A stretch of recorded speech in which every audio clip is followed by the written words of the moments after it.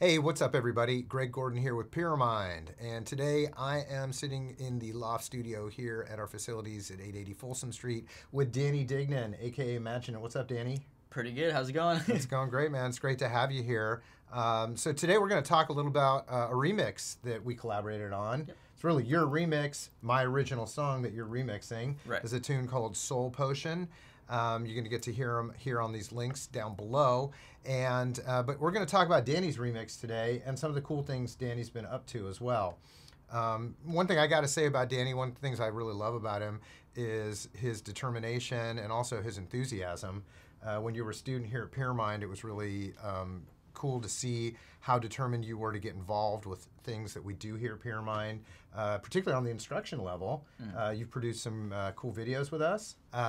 First of all, what were some of the original pieces from my session that you kind of got inspired by, and what was it that you worked with? Maybe you want to show us some of this on the session since we have the session here open, right? Yeah, for sure. So a few things that I found really interesting and I thought were really great pieces from the original were the vocals, especially. I love the atmospheres, just the female ahs and oohs and things like that. Just, you know, it's a really nice texture, and so I kind of built off that a little bit. Yep.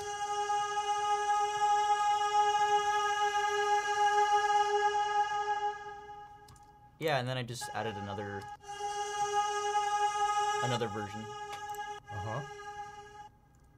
And that one right there, that track, the double is just like a chorus double, just to give it a little bit more, more voicing and a little bit more depth, and just add to it. And then on top of that, the main vocal, the kind of the spacey, trippy, drink me vocal was really cool, and I wanted to build off that a bit because it was just kind of like, you know, spooky and just, which is really the hook of the track. Yeah, right? Exactly. Drink me like a sweet soul potion. Right. Yeah. Like, you know, just do it. You know, the mysteriousness behind it was really interesting, and you repitched it, you reprocessed it as well. Yeah. Yeah. In the actual session itself, because this is the mix session. In the original session itself, I took that vocal.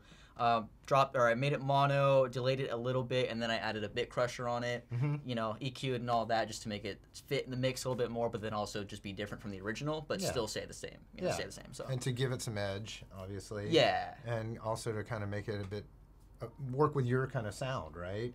And you've taken it to a whole new place, which is really awesome, and I think that's exactly what good remixes should be. Right on. You know, and so what other elements did you use? I noticed you got some didgeridoo in here, right? Yeah. I know I definitely used didge in the original track as well. Right. How'd you use that in this track? A lot of processing on the didgeridoo channel itself just to make it fit for all this, but yeah, I put it in like the bridges, like right here.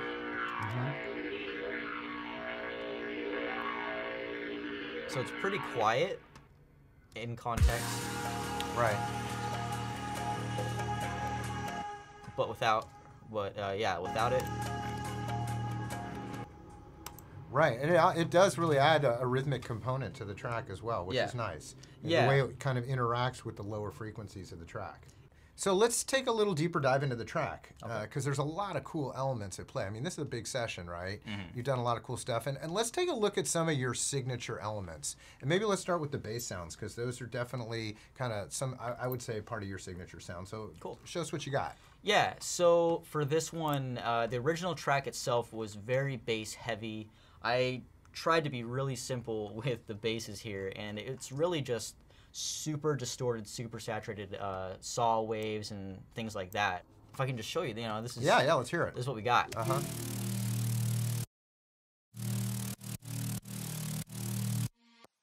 Yeah, that itself is just a really, really distorted re-sound that I just made in a sound design session. Again, just different saturation and distortion units on it, just really experimental stuff. Can really get some cool stuff out of that. So we've got that, and then we've also got just like another saw layer. Just, again, distorted, a little less distortion, a little bit more top end, just to add a little bit more grit. And then I think we just have a mid layer just to add some girth. Very simple distorted saw, again, just to layer on top of, or excuse me, layer under everything else. And make it a little bit thicker. And then we have an FM sound over here. Excuse me, and let's see. Yeah, just that. And that's pretty much it for the basses, except for the last one in the second drop is the same thing pretty much, but this time I added kind of a guitar tone over it to make it a little bit more rocky and metal. This is what it sounds like. That's the filter. Here's the main one right here. Yeah, so it's just another element really to the bass sounds, just to layer on top and give it a little bit more character. Cool. Yeah, as a whole. Yeah, so that's kind of where it's at. Yeah, and so you also did some of your own Foley creation for this mix in particular. Kind of a la found sound recording stuff. Tell us a little about that. Yeah, well, it all started with getting a Tascam DR05, and I just really went out into the world and was just like, yo, this is cool, this is cool, this is cool, and just recorded a whole bunch of stuff. And then you put it into, you know, rhythmic context or in a song, and it, you know, can really just, it adds more character to your music, and it's an organic element, you know. Right. So let me go over to that. So I'm actually just gonna select the drums as a whole, so you can all hear the drums, obviously. So that's the breakdown drums. We've got the drop drums.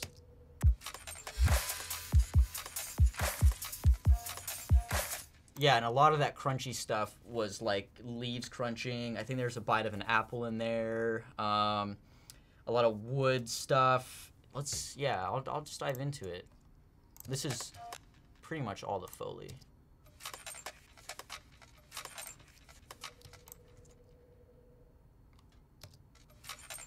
Yeah, that's the Foley loop right there. Now, you also used some of the Foley sounds that you're working on for Loop Masters, right? Yeah, Why don't you show some of that, just so people get a taste of what they could get if they buy some of your sample packs, right? Yeah, for sure. So this is a loop from the pack itself, and let's play that.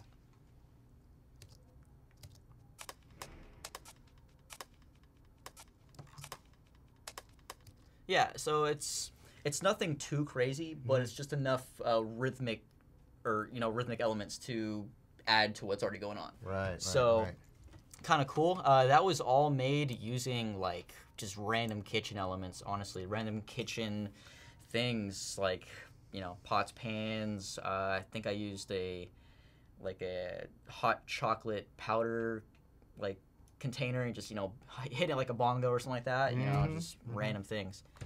Making little drums. These sounds by themselves are, you know, not super interesting, right? And so sometimes, and that's why layering things on top of another just creates more character. Yeah, so, and I think that's what you did with this remix. I mean, it was totally something I didn't expect. Right on. But like I said, that's just the beauty of a really cool remix. It really takes it to a different place. Well, it's been really cool talking with you about this, Danny. I'm super psyched to get this mix out. So Me too. By the time you guys are hearing this, these mixes are going to be out, and they've been kind of in the works for a little while here.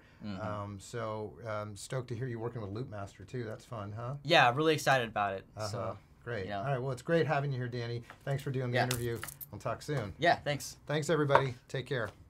If you're an aspiring music producer and ready to evolve your sound, find out more about our San Francisco ground campus, online classes, and one-on-one mentorships at Pyramind.com.